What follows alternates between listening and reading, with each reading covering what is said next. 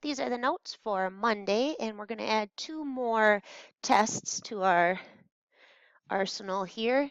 Keep in mind we started with the geometric series test and the telescoping tests, and those are the only 2 that we can find what the series actually converges to. After that, we also had what was called the nth term test for divergence, which said that if we take the limit as n approaches infinity of the rule of sequence, and we get something that is not equal to 0, what that means is as we keep doing our summation, we're going to continually be adding a quantity to the aggregate sum. So it's going to keep growing and growing and growing, and we would say that it diverges. I'm going to call that S. Diverges by the nth term test. So there's nothing really new here on example A, and we should always run that nth term test first in our brains before we even begin trying another test. So I'm going to start this one before I even define the direct comparison test. If I were to take the limit as n approaches infinity of 1 over n cubed plus 1, the rule of sequence, I get a 0. Therefore, the nth term test is inconclusive. This series may or may not converge because I will eventually be adding an amount that's getting closer and closer and closer and closer to the 0. But the question comes, is it getting to 0 fast enough to cause the entire series to converge? This one that I have here is not geometric. It's not telescoping. That needs a linear factors on the bottom. It looks an awful lot like a P series if this plus 1 weren't sitting in there. Then I'd have 1 over n to the P, where P is greater than 1. So maybe there's some way. I mean, my gut tells me that this converges. Because if 1 over n squared converges by the P test, well then shouldn't 1 over n cubed plus 1 converge? Because that denominator is getting bigger faster. So my gut reaction for letter B is it's convergent, but when I have to prove why, what I'm going to use is called the direct comparison test. And what it says is that if I've got a known convergent series, maybe it's a P series with P greater than 1, or a geometric series with the common ratio less than 1, or the absolute value of it. And if my series can be shown to be under it, then if I'm under a convergent series, if I'm under it, I must also converge. So really, you're going to compare these to ones that you know either converge or diverge. Because similarly, if I've got a known divergent series and mine is over it, then mine will also diverge. Now, there's a little caveat to this. It's not that it has to be always under or always over. It has to eventually be. So watch what I mean by that, and I'm gonna make a non-discrete graph, which means I'm gonna connect the dots, but the thought is the same. So suppose I have this function going like this that I know diverges, and suppose mine, and let's suppose this is at 1, and this is at 4, and suppose mine rides under it at first, but then it goes like this. Then I am eventually over a divergent series, and again I connected them, I should be making dots, but you get the point. It just has to be eventually along the way you are under a convergent or over a divergent. So I'll show you how these work. What you do is you recognize that this looks so similar to one I already know, and so I'm going to compare this to, and you have to state what you're comparing it to. So I'm going to compare this to the series 1 over n cubed, because this is a convergent P series. If you really wanted to be good, because P is equal to 3, which is greater than 1. So last week we talked about those p-series will converge as long as that power is bigger than 1. Remember, 1 over n to the first is the fence for divergence. Anything under that will converge, so anything with a greater denominator, and anything over that will diverge. So really what I've got here is I need to show that mine 1 over n cubed plus 1 will be under the one I know to converge, not necessarily from 1 to infinity, probably so, but always. And this is pretty obvious because my denominator is bigger, but if I really had to show it, I could cross multiply, and I'd get n cubed less than or equal to n cubed plus 1. And again, there would be no sign reversal because n's positive, so these are all positive, so I know I don't need to change the direction. And this is true for all n, and in particular for all n greater than or equal to 1, greater than or equal to where my counting starts, which is at 1. So what I've just shown is my series rides under a known convergent series. So I'd say therefore, and I'm going to call mine S, S converges also by the direct comparison test. So note the flow of this. You have to state what you are comparing yours to. You have to state why you know it is either convergent or divergent. Then you need to show that you're under the convergent or over the divergent. And then you need to draw a conclusion. So this would be worth 4 points if I were to grade it. So you got to be really careful that you don't just write converges. I know it converges. I can tell. I mean, even with letter C, I mean, that denominator is going to take over so quickly that I'm about 99% confident that that series is going to converge because 3 to the n grows so fast, I'm sure it's going to get to 0 fast enough. I mean, if 1 over n squared does, shouldn't 1 over 3 to the n? But I need to prove it with some work. So a lot of times your gut instinct is correct, and with multiple choice, honestly, I just look at that and go, converges. But when I have to explain myself, this is how it goes. This looks very geometric. If it weren't for that plus 2, I would have a convergent geometric series. So I'm going to compare this to the series n equals 1 to infinity of 1 over 3 to the n, which is a convergent geometric series. How do I know it's convergent? Because r, 1/3, is less than 1. So what I need to show is that mine will always be under that known convergent. So what I would have upon cross multiplication is that 3n is less than or equal to 3n plus 2. This is very obviously true for all n greater than or equal to, and I just need to be somewhere on the way from 1 to infinity, but this one starts right at 1 being less. So I would say, therefore, define this as S. S also converges by the direct comparison test. So what I'm doing is I'm finding ones that I know converge or diverge, and I'm showing that the given one is under the convergent or over the divergent. By the way, if you're under a divergent, you may or may not diverge. Also, if you're over a convergent, you may or may not converge. That's inconclusive, but let's approach this one. This, if it didn't have the -1, it looks like a p-series. It looks like the p-series n equals, and I can't read, is that a 4 on the bottom? I think it is. It's kind of blurry on here. It looks like the p-series 1 over n to the p, where p is a half. Well, this is a divergent p-series. And if I were to explain myself even better, I'd say p is 1/2, which is less than 1. So it's going to be under my fence of divergence, which is under 1 over n. So really what I need to now show is that mine is greater than or equal to my known divergent series from somewhere on the way from 4 to infinity.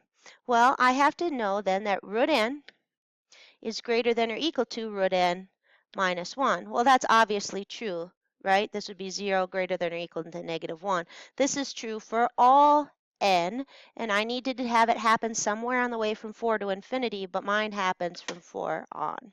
So what I would say is, therefore, and I'm going to define this as S, therefore S also, what?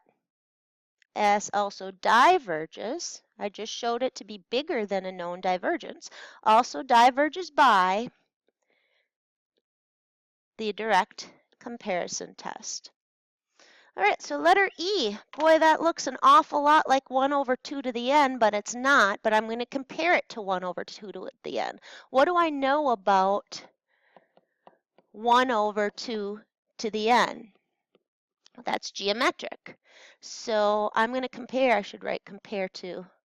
I'm going to compare it to 1/2 to the n, and I'll say a convergent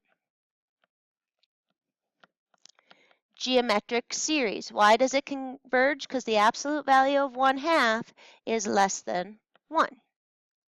All right, so what I need to show is that mine, cosine n over 2 to the n, will always be under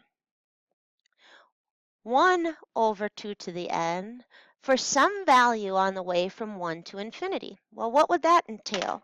That would mean, again, these can, because those are in the numerator, those can just cancel off, or I could, multiply the cross products and then divide it out. But what I need is that cosine n is less than or equal to 1. Well, cosine is bound by 1, and in particular, this is taking integer values. So I know that the cosine of 2 pi is 1, but 2 pi isn't even an integer, so I know mine's actually always even going to be less than 1 because cosine of n lives in the neighborhood of here. Technically, it will be less than because I will never hit those pi values like that. I can't have n be pi. I can have it be 3 or 4, but I can't have it be pi, which means it's not even going to be equal to the 1. So I know for sure that cosine n is less than or equal to 1 for all n, greater than or equal to 1, actually for all real numbers, but we'll just put that on there. So therefore, I have just shown that mine always lives under a known convergence. So I say, therefore, my series known as S also converges by the direct comparison test. So note the flow of this. Now letter F is a little tricky here, and that's what's going to be a perfect segue into our next test. So the direct comparison test, when do I use it? Because that's once we've got 9 tests, it's really good to know when do I use it. You use it when you look at it and it looks an awful lot like one you already know. All of these looked an awful lot like either a geometric or a p-series. So that's the trigger. I like to write the triggers up above. So what is the trigger for this direct comparison test? Let's even write it right over here. In your brain, what triggers this as a go-to is that your rule of sequence, which we call A sub n, looks really similar to a known geometric series or p-series so that you can easily directly just compare it. Doesn't always work as planned, so let's take a look at this one. So you might say, hey, this looks an awful lot like 1 over n to the 4th, a known convergent p-series, but that denominator is actually getting smaller. So what I've got going here is I will compare to 1 over n to the 4th, but I can't definitively show that mine rule of sequence is always under this one because n to the that'd be saying that n to the 4th is less than or equal to n to the 4th minus 10. That's not true. N to the 4th is bigger. So what I have this is over a known convergent. So then what could I do? Well, how about comparing it to 1 over n to the 3rd? Whoops, I put it in the wrong spot. Comparing it to 1 over n to the third would have the resulting,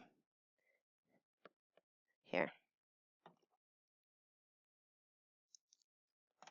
1 over n to the fourth minus 10 as compared to 1 over n cubed. Is it true that n cubed has to be less than or equal to n to the fourth minus 10, and for some place past 2? Well, at 2, that would be 8, and I'd have 16 minus 10, which is 6, and 8 certainly isn't less than 6, but once I hit 3, I'd have 27, right? Less than 3 to the fourth, which is 81 minus 10. So once I hit 3, that one will take over. You can even use your calculator to calc intersect, but I do know this is true for all n greater than or equal to 3. So as long as it's somewhere on the way to infinity, it will fall under that curve. So therefore, I would say that my series S converges also by the direct comparison test. But then I'm going to tell you that for this one, when that happens, when you're kind of struggling to provide this argument right here and you're having to tweak things and think too much, it means that there's probably a better test. And we do have a better test with this for that one, and it's called the limit comparison test. So that leads me to the next one. And what does the limit comparison test says? It says that, again, if you take one that you know to converge or know to diverge, right? So suppose you find another series that you know converges or diverges. And if you take the limit of their ratio, and it can be either way, but usually we just do this one, and you get a number that's finite and positive, then both of the series either converge or they both diverge. It's a really easy test to run, and the question becomes, when is its trigger? And the trigger for this one is when you see a polynomial over a polynomial. So watch. What I know is I look at this power, and it's 1 over 3n squared. And that looks an awful lot like 1 over n squared, a known convergent series. So what I'm going to do is I'm going to compare to, and again, this one starts the same way, n equals 1 to infinity of 1 over n squared, a convergent p-series. But trying to prove that 3n squared minus 4n plus 5, 1 over it, is less than 1 over n squared is too much of a hassle. All I need to do for the limit comparison test, which is actually my favorite of the two, is to take the limit of the ratio. So I'm going to have n approach infinity here, and my ratio would be 1 over 3n squared minus 4n plus 5 over my known convergent. And when I multiply by the reciprocal, right, my limit is 1/3, which is both finite and positive, and you have to state that, finite and positive. Let's just put F and P. So what this says is they both either converge or diverge. So I'd say, therefore, my given series S converges by what we call the limit comparison test. So really all you need to do, like, this is a dead ringer. It's a polynomial over a polynomial. Again, if I were to run the nth term test, the limit as it stands goes to 0, so it's inconclusive, but I always run that first. The limit as it stands goes to 0, but the question becomes, does it converge or diverge? And it could be either or. It depends on how fast it goes to 0. Now this one goes to 0 pretty fast because that denominator's going to take over, so it's not surprising that it converges. This one, you know, the denominator is pretty close to the numerator, so does it get to 0 fast enough to cause divergence of the series? And I'm going to run the limit comparison test, and again I'm going to compare it to 1 over n, because that way I can get an n to the 5th on the top. So I'm going to compare to this series n equals 1 to infinity of 1 over n. And what do I know about that? Well, that's the divergent harmonic series. Divergent harmonic, which we already proved. Well, actually, if you're listening to this notes, you didn't prove that because we did that before. I didn't record that. Anyway, So that's a divergent harmonic. So I'm going to now take the limit as n approaches infinity of my given one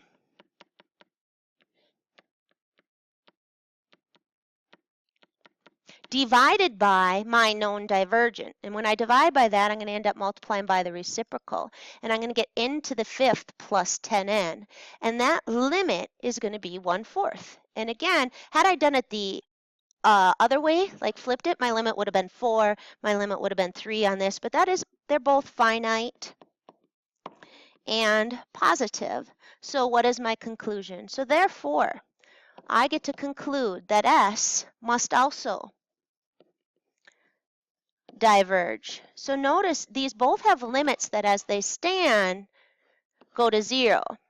So the nth term test was inconclusive. Remember, that's a test for divergence only. It's a one-way test. S must also diverge by, and you have to tell me the test, the limit comparison test. So get used to writing them like this.